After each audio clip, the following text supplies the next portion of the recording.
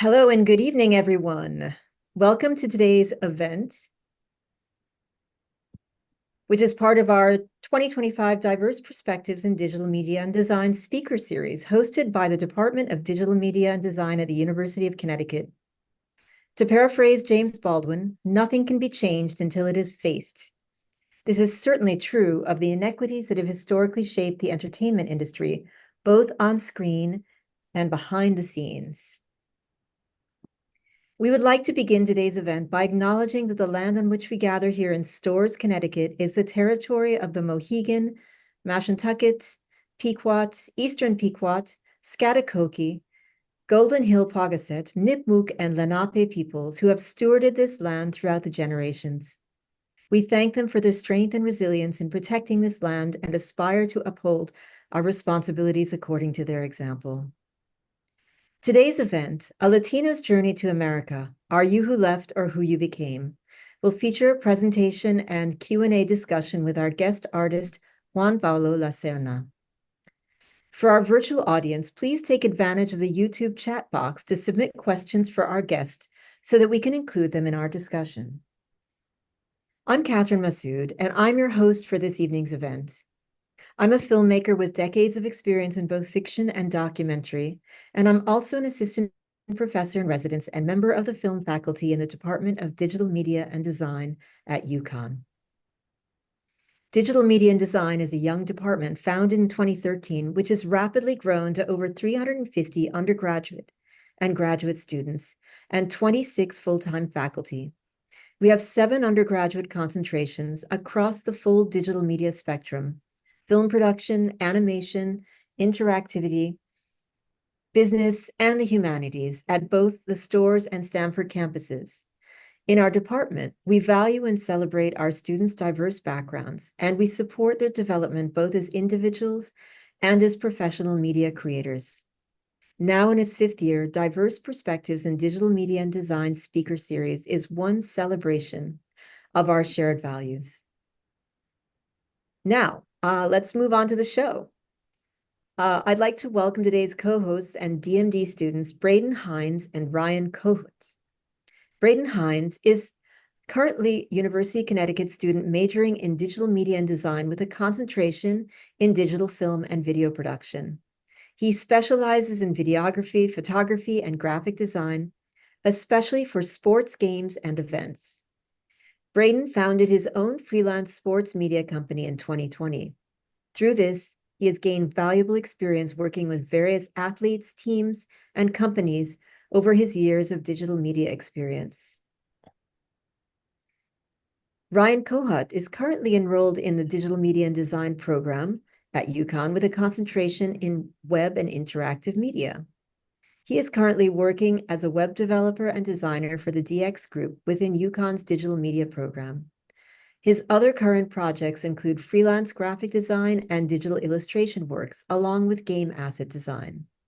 Over the course of his academic career, he has honed his skills in various digital media areas, including graphic design, motion design and animation, illustration, video editing, and web and UI development, along with experience with different coding languages. Welcome, Ryan and Braden. Thank you. Glad to be here. Thank you. Glad to be here. All right, now let's move on to our guest. So it is my extreme pleasure to welcome today's guest, Juan Paulo Laserna. Juan Paulo is a Colombian screenwriter, director, and producer whose stories utilize magical realism and dark humor to develop contemporary dramas and crime narratives related to immigration. He grew up in Bogotá, Colombia, after which he moved to Beijing, China, to pursue Mandarin Studies at Beijing Language and Culture University. He received his BFA with honors from the School of Visual Arts, where he directed his first feature film, Las Malas Lenguas, which screened at several festivals, had a strong theatrical run in Colombia, and was later acquired by STARZ. He attained an MFA with honors at Columbia University on writing for television, where he was awarded the Alfred P. Sloan Screenplay Competition Award for his story Huasicamas, which centered on the indigenous rehabilitation of the land during the war in Colombia, as well as a Katharina Otto-Bernstein Mentorship Prize for his thesis film, Not My Name. He is an NALIP Emerging Content Scholar, a Film Independent Screenwriting Fellow, a sine qua non Screenwriting Fellow, and a recipient of the Focus Features Award for Social and Cultural Impact. His most recently completed work as director's assistant on the Netflix series 100 Years of Solitude, and is currently in development of his next feature film, Not My Name, based on the story of the short that he made earlier, which has gained the support of the Film Independent Producing Lab and the Producers Guild of America Create Lab. Welcome, Juan Paulo. Thank you, Catherine.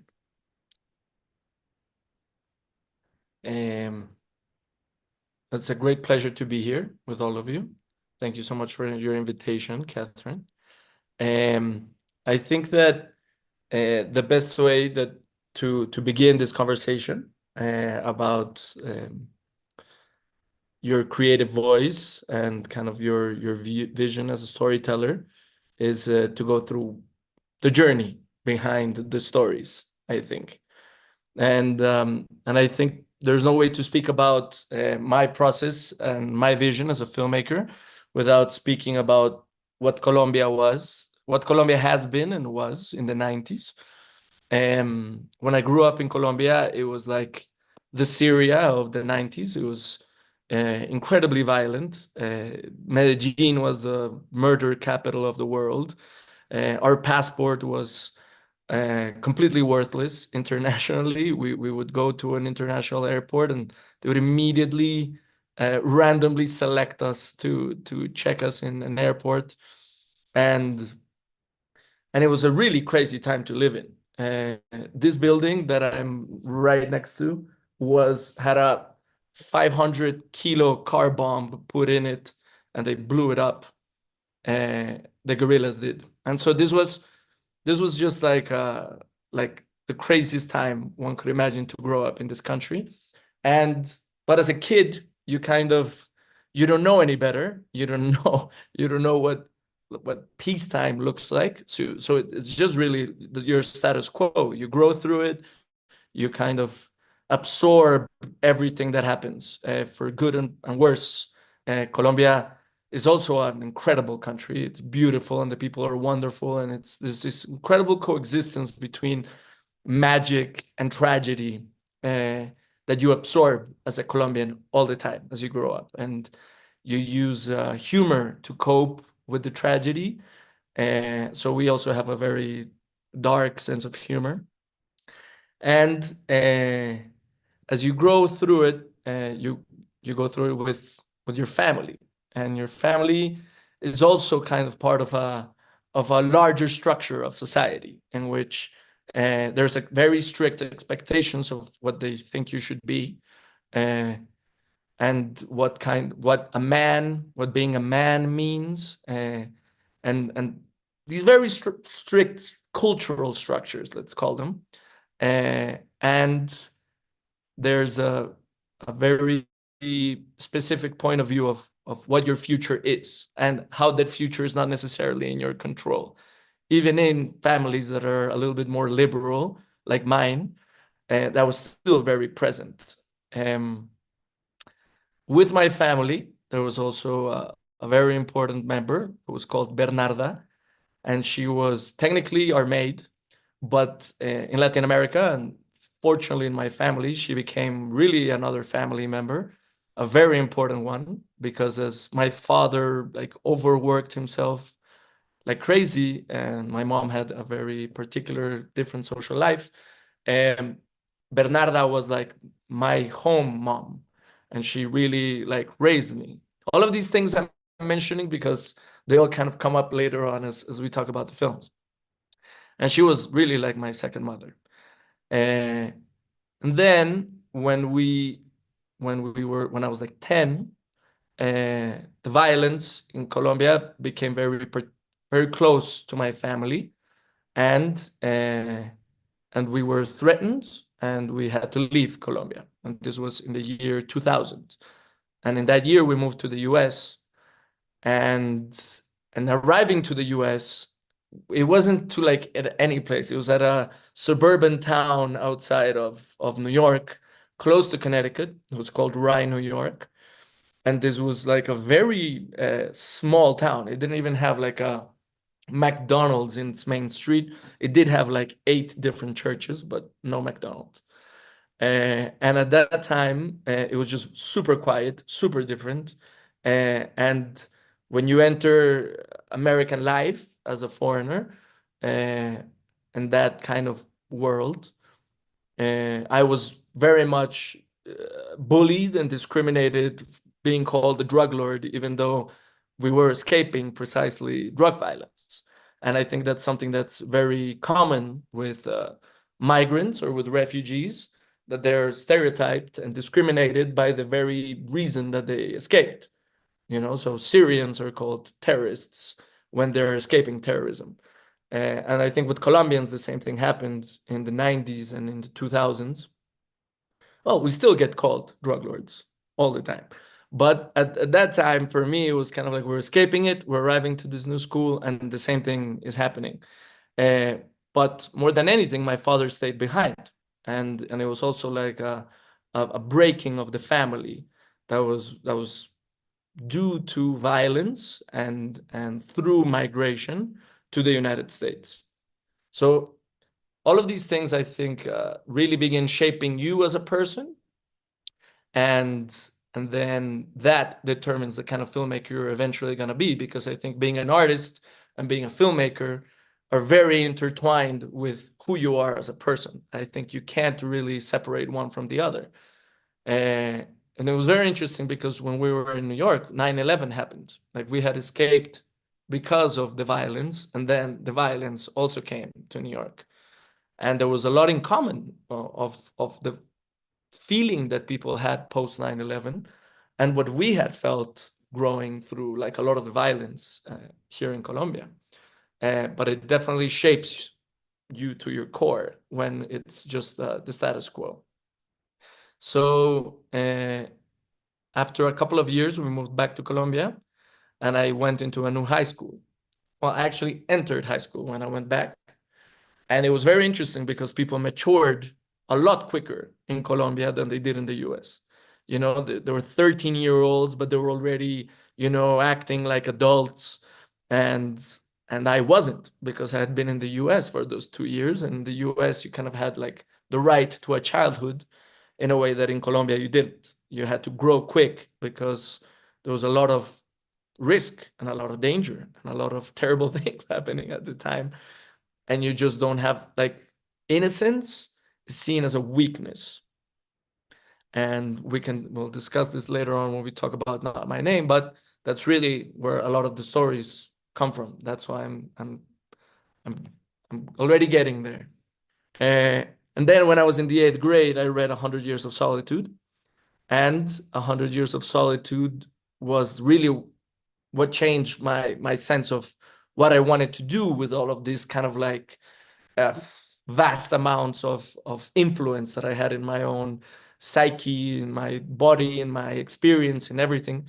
Because 100 Years of Solitude for me really encompassed like the magic and the tragedy of being a Colombian, through humor, through love, through death, through everything. It was kind of like I read it and I just felt it all through me. And for some reason, from there I decided I wanted to be a filmmaker. And that was in the 8th grade. But then I told my father I wanted to be a filmmaker, and he said over his dead body, because he was not gonna let me be a homeless man. And at the time, I thought it was absurd. With time, I've gotten to see what a hard career being a filmmaker is. But still, it was something that was already a part of who I was. It wasn't gonna change it. And so because of 100 Years of Solitude, I began the process of trying to become a filmmaker. It did get me into a lot of fights with my father because he wanted me to be a business administrator. And so I had to go down that path for a while until I realized it was driving me crazy. But okay, so finally I got to go to School of Visual Arts. In School of Visual Arts, I arrived to make films, and when you try to figure out what your voice is, but you don't have a voice. You've never made a film. You have tastes, different tastes of things, but you don't know what stories you want to tell. The creative process behind each film at the beginning is very basic, and you kind of make films because you feel them, and because of nothing else. You have no structure, you have no sense of how to tell a story, especially in short form, which is very difficult. But that's usually what you have the means to do. But New York, as an adult, arriving back into New York as an adult after living in China, um, was very interesting because New York really carves you up. New York is a very lonely city, a very difficult city. The NYPD is a very difficult institution to deal with. Whatever background you have, whatever circumstance you bump into them in, we had just in any moment while we were shooting movies, while walking down the street, it was the NYPD was just a terrible experience to have in New York, and rats, of course. So I began trying to get inspired by New York into making my first films, but I feel like as you're figuring out how to make films, you make them about things that are not that personal. You make them about things you find interesting or cool, and you know they don't get to like, you're not looking inside yourself, you're looking outside yourself to kind of make the first movies, I feel, in my case at least. Because to like really delve into like the depths of things that are that profoundly interest you, you have to have a lot of like self-analysis and a lot of difficult questions to ask about yourself as a person and as a storyteller. Um, so, so yes, I think in order to make in order to develop a taste, in order to develop a voice, it's a little bit like in life. The more that you live, the more that you understand about life. And as a filmmaker, I think it's similar. The more films that you make, the more you realize why they're good or why they're not. And that takes a while. I think that's why film school is, for me, it was wonderful.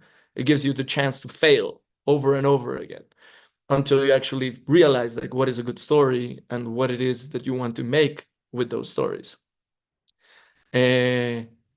So society always kind of wants to put you in a little square. There's a lot of things that define who you are as a person. So your nationality, your city, your neighborhood, your family, your last name. In Colombia, the last name is something that's really important. Your race, your class, your sexuality, your gender. So where does one pick the stories from? What is it about those elements of the many layers of your identity that kind of help you define what it is that you want to talk about? And sometimes that really is the deepest question of your development of your voice as a storyteller. It is a very contentious issue. Who has the right to tell which stories? Whether you should only be able to tell the stories of who you are as a person. But I feel like that really limits what you can do. And if we only have the right to tell a story when it pertains to our identity, then I feel like we're robbed from a lot of our shared humanity. I think that you can make films that are for people that are very different from you, and you can also tell stories from people that are different from you, as long as you understand and you respect them well enough. But definitely never try to make stories to please others. It's gonna, like, making a film takes so much from you, years, your money, your friends, everything. So really, I think that in the end, you have to believe that you're making a film that as an audience, you would love to watch and that you would watch many times, because a film is gonna drive you crazy to make, you know, and by the end of it, you're gonna be a different person from who you were at the beginning of making the movie. There's there's a German philosopher called Heidegger, and I remember that when I was in SVA, they taught us about Heidegger, and Heidegger kind of spoke about when people are born, they're like a white canvas, and everything that happens to a person, they learn from the outside. And that canvas begins getting filled with your family, with your friends, with the culture that you're in. And as you grow, you can continue to develop your voice in relation to others, which he called the they self.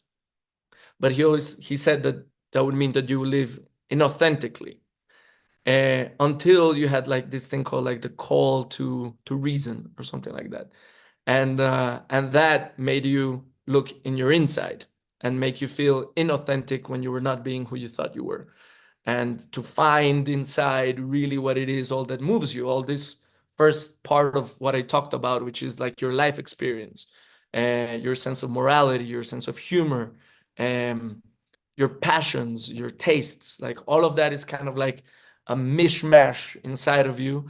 And if you don't look into that mishmash, but if you keep doing things towards the outside and not towards the inside, then you're not going to make things that feel authentic and different and particular.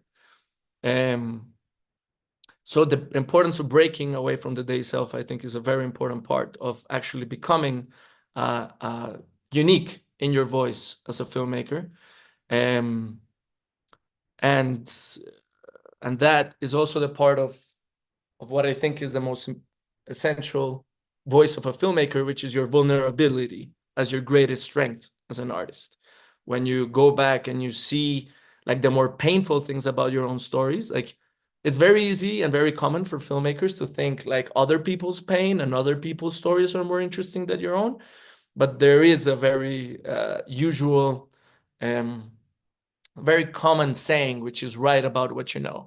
And I think that the importance of that is that you can write very truthfully about what you know, and you can really explore your own vulnerabilities. And I think as an artist, when you push the boundaries of what that is, you're also pushing them in yourself. You know, you can't write about a character that is interesting and vulnerable without becoming vulnerable yourself and interesting yourself about the things that you're writing about.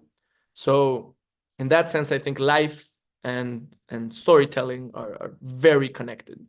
And in my family, there was always stories all the time.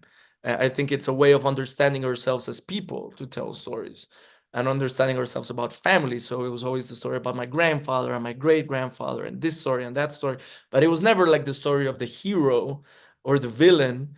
It's always like someone who's a hero does something stupid or terrible. And, you know, like the gray areas are really what was very interesting for me in seeing about the stories about my family and in seeing my own understanding of my family and of myself and the way that I behaved. It was never like I was the hero. It was like, no, I constantly failing and failing myself.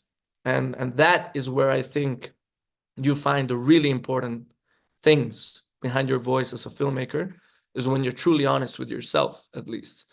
So for example, there was an exercise that a professor of mine at Colombia did for us, which I think illustrates this very well. And she told us, like, sit down and write adjectives about one person for 5 minutes, nonstop, without stopping. And I was like, who can I write adjectives for 5 minutes about? That's like such a long time. And so I decided to write it about my father, which is the person that I know the most. And at the end, she told us, like, look at what you wrote and what do you see? And what was very interesting is that it was full of contradictions. It was the most loving, the angriest, the loneliest, the most social. You know, it was full of contradictions. And her point was the characters that you know the best and the characters you intend to write are full of contradictions. And I think that always bringing kind of the things that you know from life into the world of fiction, in the way that you understand life, into the way that you understand fiction, really helps enhance and make real characters that connect with an audience, I feel. But at the same time, like in a film like Not My Name, which I feel that was very much related to my life, there is something that one needs to understand, which is when you're portraying life, you're still doing it in fiction, and the fiction needs to stand on its own. So like if you say, yeah, well, my father was that angry, but the audience doesn't buy that someone would behave that way, well, then it doesn't matter. You need to sell the fiction, even if it's based on reality. You need to think about it separately from the reality behind it, because an audience won't know what the reality is when they sit down to watch your film. So that was at least one of my great lessons from Not My Name. But another one was that telling stories is a way of understanding ourselves, but also of healing a lot of the story that you choose to tell. So for me, like when we're shooting Not My Name, like the kid even kind of looked like me, and I was recreating some scenes from my childhood that kind of tickled you in a painful way. Uh, but making the film and reenacting things from the past also really made you feel very differently about things that were very painful. And it's kind of a way of letting them go, like a little bit of what happens when you go to a psychologist and you talk about things for the first time, as a way of letting them go. Filmmaking and storytelling, I think, is also that, a very deep way to let go of your childhood traumas.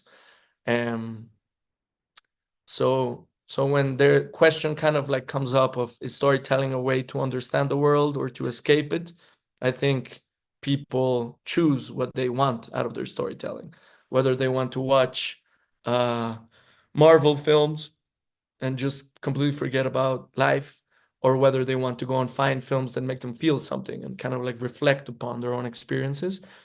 I think as a filmmaker, you need to also figure out which one of the two is it that you want to make.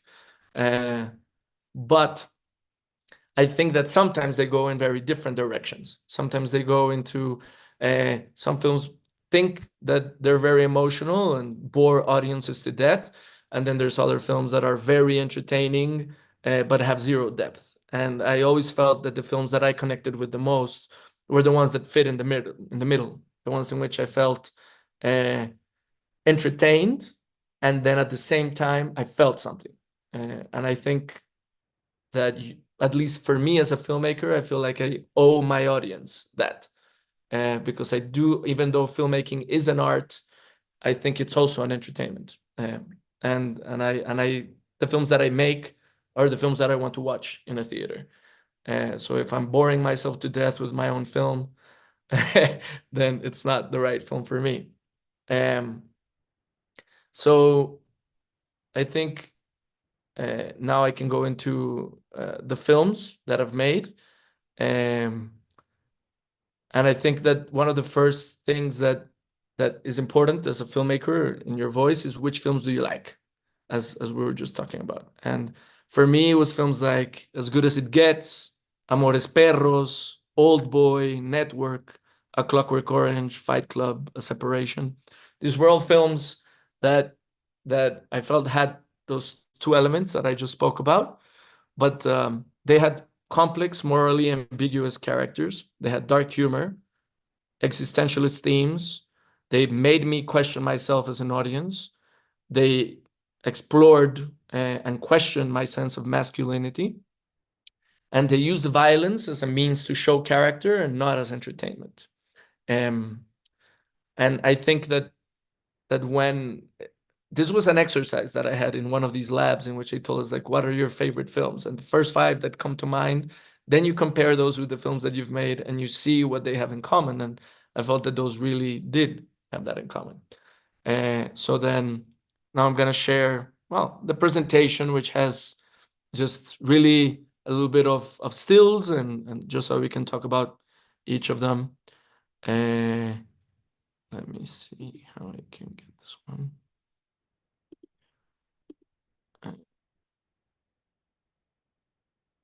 Are you seeing it there? Yes, I see it.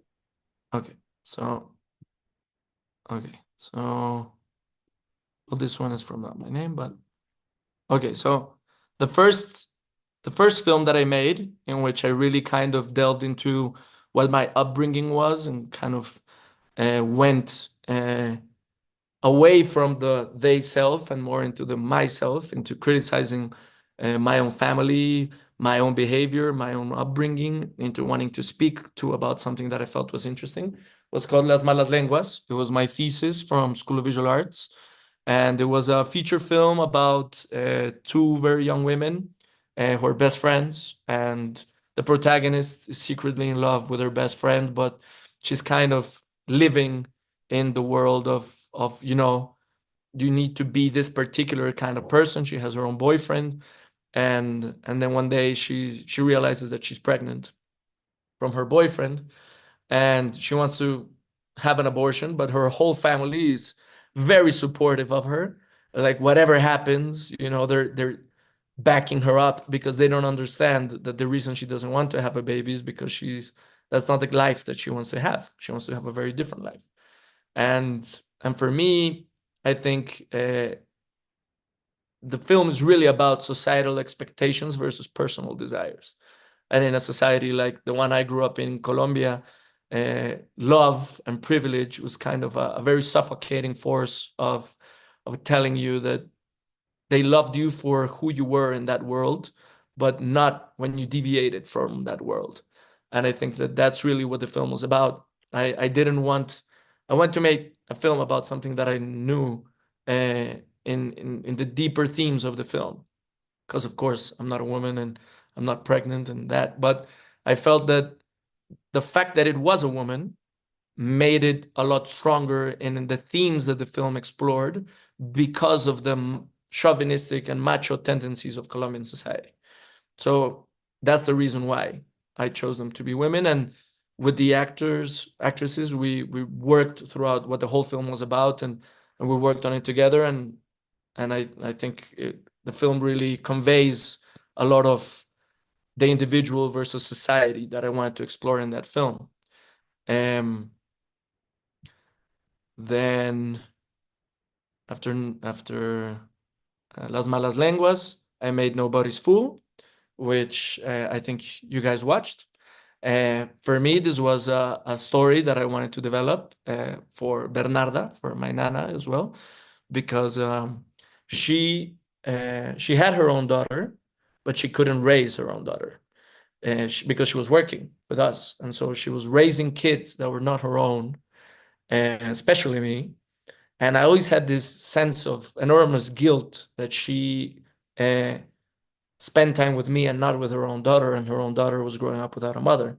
And I wanted to make a film that really spoke about this division of what kind of a family, what family is, of your identity, of if you're the family that is your blood, or if you're from the family that you make and that you feel a part of. And so I wanted to make this film that spoke about those deeper themes of of blood family versus made family. And I think that the film, by the end, by the time it gets to this scene, it's evident that that kind of overlap of worlds is broken, and even in the use of English in front of Norma, it is a way of separating worlds as well, which I have in a lot of my films, kind of when these worlds overlap and then they break. And then, of course, the sense of that the boy is her son, but it's not really her son. The sense of religion, of belief. We made this modern Jesus for the film, because I wanted to talk about kind of like the difference of how the family saw Jesus and how she saw Jesus. And one is a modern artwork that is worth its money, its price from the artist, and the other one is its belief. For Norma, it's her belief in Jesus. So like I wanted to put like many different layers on kind of that relationship. Not My Name, we spoke a little bit about earlier. I think you also watched it. I think of the one of my films, this is one's the most related to like my own experiences and directly to like my family members. And that Jeep was the Jeep that we used to do those trips in the 90s. It was my grandfather's Jeep. And it was just like a very I think intimate exploration of why I became such an aggressive child. Like, where does violence come into your childhood and how does it shape you as you grow up? So in this case, I put self-determination versus inherited trauma. So it's basically how much you can do on your own or live on your own versus how much your family and the world is inheriting onto you. So for me, that's like the deeper kind of tension in the film.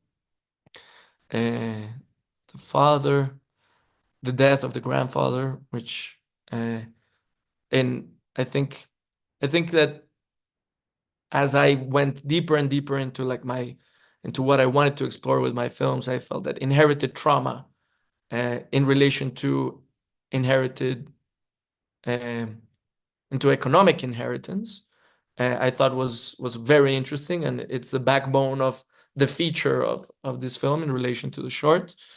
And then how that is kind of like these forces that are so hard to escape, the inheritance of trauma. And so here I go into Nona, which is a script that I wrote about my grandmother, who is this character that you're seeing right here in this photo, because she was like this very unique woman for Colombian standards. You know, she was like incredibly rebellious against Colombia's patriarchal society. She like didn't accept society to tell her what she could do or what she couldn't do. She divorced my grandfather in the 1960s, which in Colombia was something that could not happen. And so she became an outcast in a way, but she was also racist, you know, she classist, that generation, you know. And so I wanted to make a film in which I could speak to inherited trauma and how to break inherited trauma through like really the most eccentric and problematic character of my family. And it was about healing a family through understanding the past of the grandmother as she kind of descended into dementia, and how dementia gave her, showed flashbacks of her past that her grandchildren began understanding, and in that way healing the family. So that's the kind of stories, like the deeper and deeper into my family that they've kind of began going. And so in this case, it is a little bit of past versus present. She loved chocolate cake, but she was a diabetic. So I took this photo of her. I felt like it really encompassed her character, and her love for chocolate cake. And then maybe the last one that I'll talk about, that is the film that we're gonna watch in a bit, is Wolf at the Door. It was a film that I made while I was doing my master's at Columbia, and I wanted to talk about police brutality. It was a subject that I had been very that I had felt, not in its worst expression, but every time we had a run-in with the NYPD, it was terrible. And I wanted to write a story, but I didn't want to write it from the point of view of a victim, and I didn't want to write it just from the point of view of an American. I wanted to put in my view as a Latino of identity and power, is what the film is for me, and how your past as an immigrant, you never really run away from it. You know, I'm also an American citizen, and when I was living in New York, I was never seen as an American. I was always seen as a Colombian, and that was fine by me. You know, I think you become a mixture of things, and people don't need to understand them necessarily. But for me, in this film, I wanted to really explore what it is, what you leave behind, and who you were in your own country, and then who you become when you migrate, and now you become a different person, and then what that past means for you. So we can talk about it once this is done. And I think, let me see if I had anything else. Time, and she's the one that does things by the book and everything. But when they arrive to this party, and there's these high class Venezuelans in a country that's been so poisoned between classes, and there's so much hate between them in Venezuela as in Colombia. They kind of come face to face, and he pokes her in all the places where it hurts and drives her to react in a way that is not who she's become in the US. But once she overreacts and things, all hell breaks loose, the idea is that she goes into survival mode of trying to protect that identity that she created in the US, and that she knows that only covering the crime will be able to yield that. But neither Monk, who's guilty for having shot the roommate, or Noah, who didn't become a police officer to do what he always considered to be what was wrong with the NYPD, especially with Black people in America, would go along with her plan. But progressively, she uses everything in her book to kind of coerce them or entice them to make a cover-up of the scene. And by the time she succeeds, she's kind of lost every sense that she's a good police officer, and that she will not be the same, even if they do manage to cover up the crime. She will never be the same. The identity she built has been corrupted by her identity of the past. And so that's her. And with Monk and with Noah, that I mentioned a little bit of what their own dilemma was. But that was the thinking behind the three characters. And also I like a character like Diego, the Venezuelan guy from the apartment, because even though he's behaving terribly, he's also been educated to hate people different from him in Venezuela, and he's lost his country as well. He can't go back. And so even if he behaves like a terrible person, the fact that he gets beat up and his friend gets killed and all that, it's like the action reaction of everything, I think, is very complex with every single one of the characters. And that's kind of what I was aiming with the story.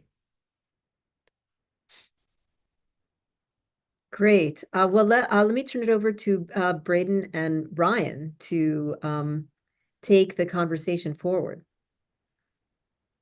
Yeah, you kind of already answered my question, but I guess another question I'd have is like what was like the main driver for like this film, like the idea for the film? Was it your kind of like interactions with NYPD cops, or was it any other films that you've watched like in the past that like inspired this film?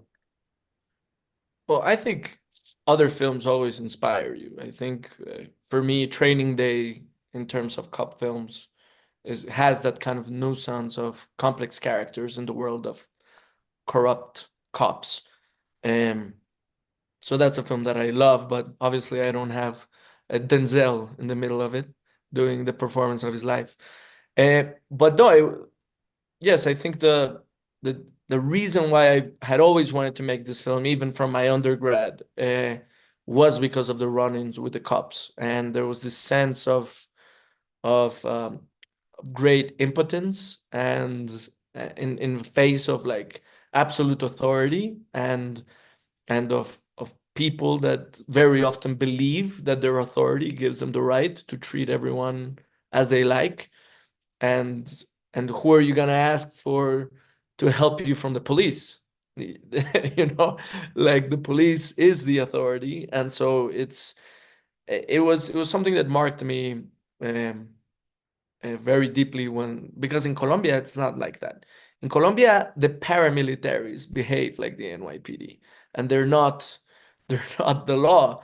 They're law of certain lands, but it's this sense of like, give me a reason to mess you up. Like that's what I want. And I felt like this was a film that I had wanted to do way before everything that happened with George Floyd. But as there's repeated instances of police brutality in the US, I wanted to make my own take as a Latino immigrant in the US of this film. And that's why I made it. Yeah, I just have a follow-up question as well. You talked about how you're doing your film writing for this during, or you're in graduate year or master's Yeah, program. my master's How long program. did it take? I know you said it took a while for writing for something like this. How long did it take you? Oh, making this film was a nightmare because I was supposed to shoot this film when COVID hit. And so because of COVID, I had to push the shooting for 2 years. And even when COVID had already kind of eased down, I had to change producers, I had to change actors, I had to change locations 3 times for the film.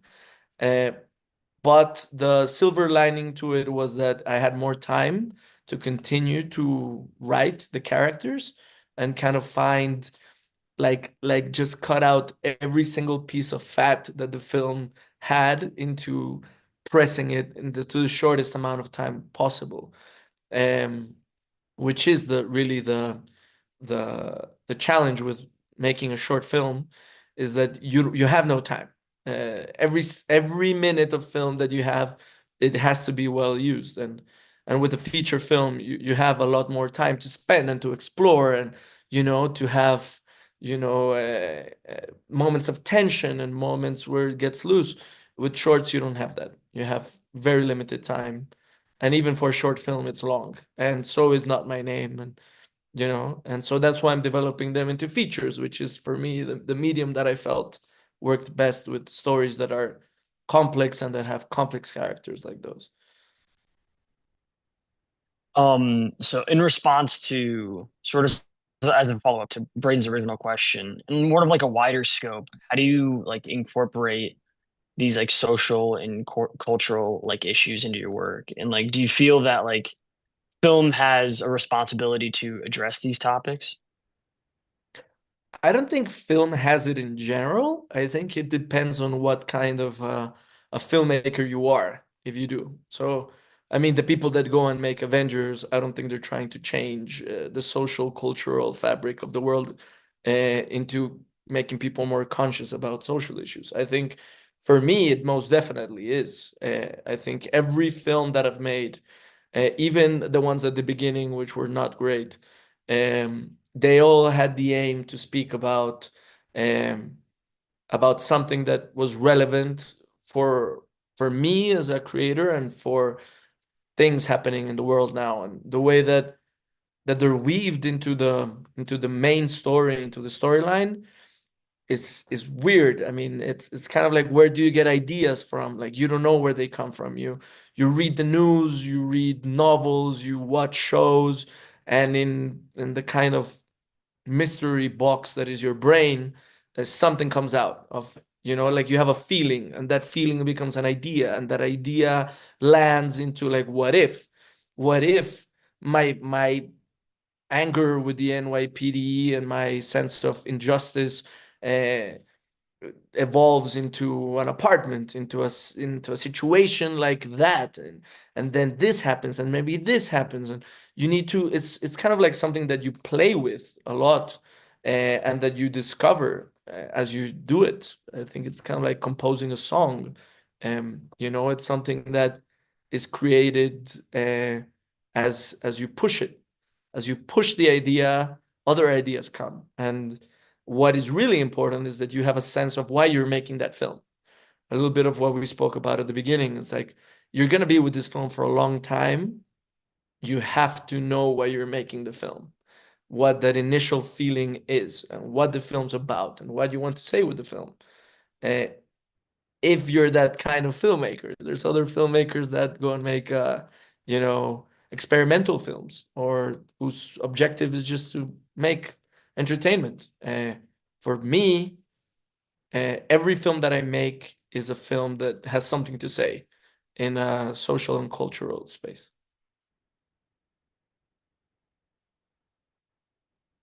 And then for one of my questions, was are there any like specific projects or moments in your career that you felt like were pivotal for like shaping your trajectory as a filmmaker? I know you talked about it a little bit, but I guess just like expand on it. I think Yeah. you grow very much with every film that you make. It's such an intense, brutal endeavor and fun and wonderful that I think it changes you every single one. I think Las Malas Lenguas was, of course, a pivotal moment of my career because it was my first feature. I wrote it, I produced it, I edited it. I was 24 when I did it.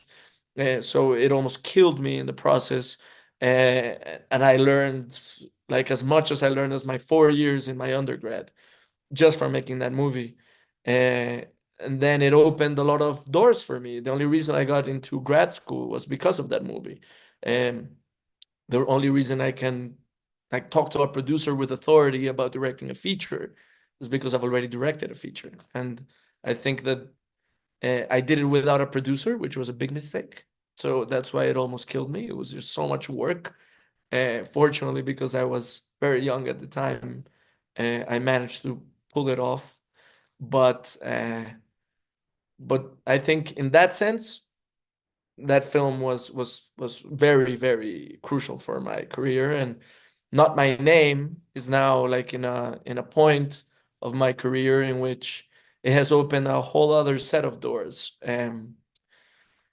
which shows about my evolution as a filmmaker. And I think that what has been fun about showing you guys kind of like the evolution of the films is also that you see what they have in common and what differences them in my own approach to the films.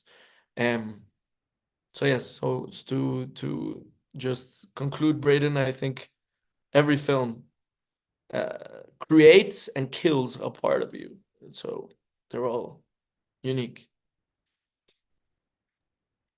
I think as we are all forms of like artists, and we all go through the process of like refining a piece of work, whatever medium that may be. I just wanted to hear, how do you sort of wrap up that process and like come to terms with like, this is the piece of work that I made, and stop like tweaking everything? Well, that's a great question. I think that with the script, for example, you never know when the script is done. The script is done when the film is shot.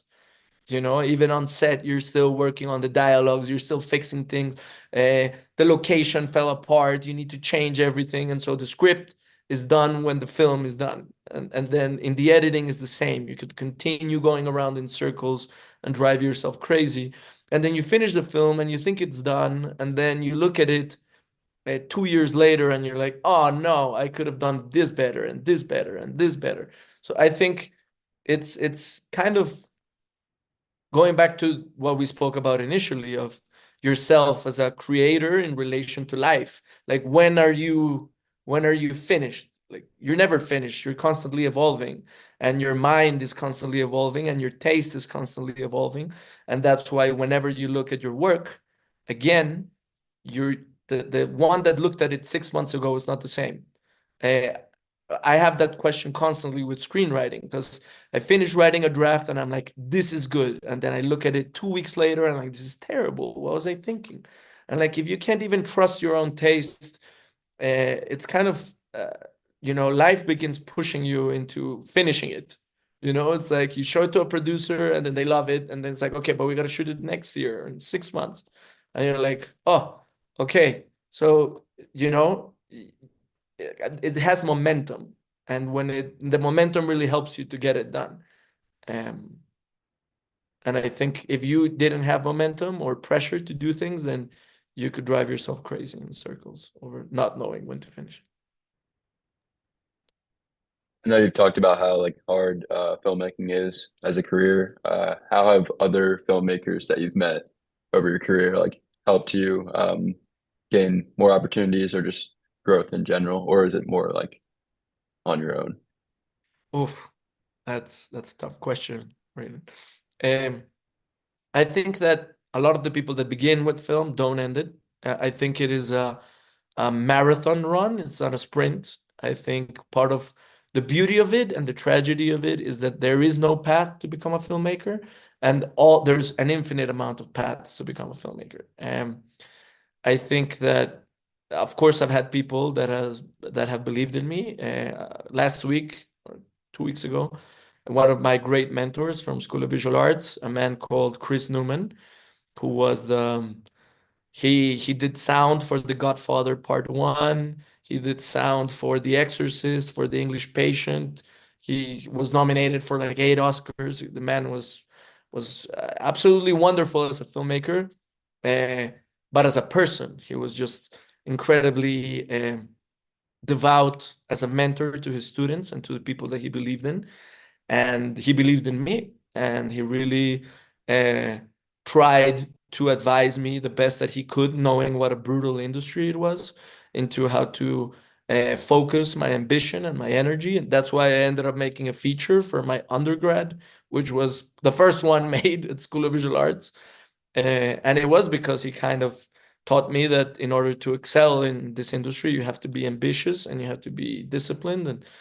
And then at Colombia, I learned different things from different mentors, but I think there's no way to grow in this industry without having other filmmakers give you their hand. And I think that you have that same responsibility as you grow. You know, as you move along, you have the same responsibility to other filmmakers because it really is a really hard career. And only the people that truly believe in it and that truly the people that are filmmakers are the ones that stay in it. The ones that do it because just they like films, I don't think liking films is enough to be a filmmaker. I think it's gonna test every fiber of you, and I think that that's why um, filmmakers are the best help to each other. Going to your question, there's no way you can do it on your own. Even Going off of the making the films. Sorry, making the no, you're films. totally fine. It's not never. It's never you that's making them. You have a vision, but you have a whole group of people helping you make those films, and they're as pivotal to the outcome as your own vision is. So it's the same with your career, I would say. Sorry, Ryan, I interrupted. No, you're fine. The question I had actually builds off of what you were already talking about. The idea that like the shorts that we've seen from you, you've mostly directed and wrote yourself. But when it comes to collaboration and work with others, how do you balance bouncing ideas off of others with getting your own ideas to come through and your own vision for the project to sort of still, you know, take a root? Well, I think the most important part of that is that you select the right collaborators for your films. So when you meet with the production designer, when you meet with the DP, especially when you meet with the actors, they need to connect with what your vision is for the film. You can't go and meet the lead actor for your main role, and they see this kind of as a comedy when it's a full-blown drama, or they have a judgmental view of the character, or it really, you have to have an instinct for what people are trying to contribute to your film and why they connect to your film. And so, for example, what was so beautiful about Wolf at the Door was that a lot of them were Venezuelan, and we spoke a lot about what this film was really about and what it meant for them as Venezuelan immigrants in New York, and what their lives had been in Venezuela and why they couldn't go back. And so your collaborators can either sink your film or they can enhance your film enormously. There's directors that I think are very jealous of their view, but in a sense, I think that is insecurity. Because I feel like if you chose the right people, and you make them feel that it's their film as well, that it's not your film, but it's our film, they'll contribute the best ideas that they have. Instead of it being just a job, they'll feel it like it's their own. And so I think that it's your responsibility as a director to know what your vision is for the outcome of the film, and what ideas people bring work and don't work, but never make people feel like you do not appreciate that they want to make it a better film. So I would say, like, from the very beginning, you need to choose the right people. If you don't choose the right people, then it's going to become a pull and hug. What's the expression? Well, anyway, you're going to be pulling in opposite directions, and that's something that you don't want on set. It's already difficult enough when by doing it to also have a team, your team, rowing in a different direction. So I would say that. It's definitely helpful. Thank you. I think I have one more, and then maybe Ryan has another one after me. What kind of legacy do you hope to leave as a filmmaker, and advocate for diversity and inclusion in the arts? Well, I think that my sense of diversity for me is kind of like trying to bring Latino voices into mainstream films and television. I think Latinos are incredibly complex as people, racially, in sexually, in every sense, I think. And I think that Latinos in US culture especially are typecast into very specific things. And I think that the depth of Latino culture and diversity is not explored. For example, a lot of people meet me and they say, "You don't look Colombian." But they're like, Colombia is so incredibly diverse racially. My girlfriend is black and I am white. And then when we go to the US, we begin playing in this dynamics of race, where people see us and they think we're a biracial American couple when we're Latinos. And so what I want to bring with my stories is the diversity of Latinos, and how interesting Latino stories are, how commercially viable they also are, without losing the depth that they have and the richness of what Latinos have brought to US culture. And I think that the legacy that I wish to have with time is to bring those stories into mainstream America. I don't know if I answered your whole question, Braden. Did I? Hey, no, that was good. Thank you. I think this is going to be my last question, too. I think so. We've heard a lot about your work on your short films, but what was your experience working with Netflix on 100 Years of Solitude, given that the book was one of your, inspirations?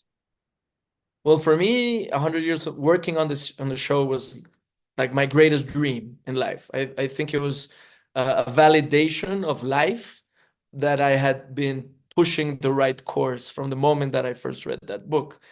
And it was the most incredible experience. Like, you're used to being like an independent filmmaker, and suddenly you're in a massive Netflix show, and you're working hand in hand with the director that's leading the creative vision of the show, and you're his right hand person in kind of bringing a lot of the magic and a lot of the voice of the book into the show. And it becomes like the scale of it is incredible. And then it also teaches you how you think sometimes as an independent filmmaker, maybe if I had $50 million, things would be much easier. And I think they're not. As the monster gets bigger and bigger, your options become more limited and more limited and more limited. And so it's very ironic, but that was kind of what began happening. It's kind of like anything that you do costs. $100,000, $500,000. And so you can't just, you know, go into a subway car with a camera, a handheld, and do it. You know, everything is massive. Every company move is like moving a city, a small city, and learning all of that at the helm of it is incredible. Just seeing how similar making a short is to making a feature to making a massive show is. You know, at the end is a room with the production designer, with the producer, with the AD, with the director, figuring out how to make this work. And I think that's the beauty of it. And in the end, everyone is as nervous for what's going to happen with the vision. You're making it and you don't know whether it's going to be a great success or whether it's not. And I think that just seeing at that level how things are just the same, just at a bigger scale, is comforting to know that it's not something that you can't do. When you make a feature, you realize, oh, well, that wasn't that different from making a short. It was just a scale. When you make a show this big, it's a scale. But the creative process is very similar. Thank you. I think that was our last two questions. So Okay, well, thank you, Ryan and Braden, for your very thoughtful prompts, and thank you also, Juan Paulo, for sharing your work and your insights with us. I want to add also that 100 Years of Solitude is one of my favorite books, and so I started watching the series actually just a few nights ago. It's absolutely stunning, but I mean, the scale of it is massive. It's absolutely massive. So I can only imagine what it was like behind the scenes. Oh, yeah, it was incredible. It was Yeah. like living the book. You know, like art imitating reality, reality imitating art. That's what it was, making the show. It was incredible.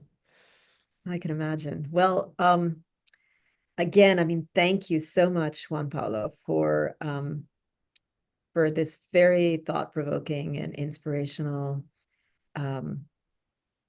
presentation and interaction. And thank you for being so open and honest with us and generous in sharing your experience and your advice. And also, I want to give a big shout out to Musawir Abrar, who is our event producer behind the scenes. Thank you, Musawir, for making everything move along smoothly. I just want to also say to our audience out there to please check our entire 2025 lineup, as well as our great back catalog of speakers from 2021, 22, 23, and 24. You'll find these at dmd.uconn.edu/diverse. And don't forget to subscribe to us here on YouTube also, and follow our other social media channels at UConn DMD to see all of our department's great contents. I also want to thank our students in our course, Diverse Perspectives in Digital Media and Design, and everyone who worked together to produce this great event. And most of all, thanks to all of you out there in our virtual audience for joining us today. I hope all of you are as inspired by Juan Paulo's work and experience as we are in this Zoom room. There is a lot of work to be done still. If we continue to inspire and mentor our young creatives, together we can change this digital world for the better. Just keep that message close to your heart, and stay tuned for our next Diverse Perspectives event on March 4th with screenwriter, producer, actor, and filmmaker Asha Michelle Wilson. I hope you can join us then. Bye, everyone. Thank you. Thank you.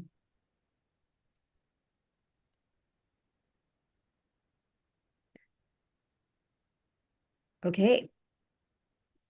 I think our live stream is off.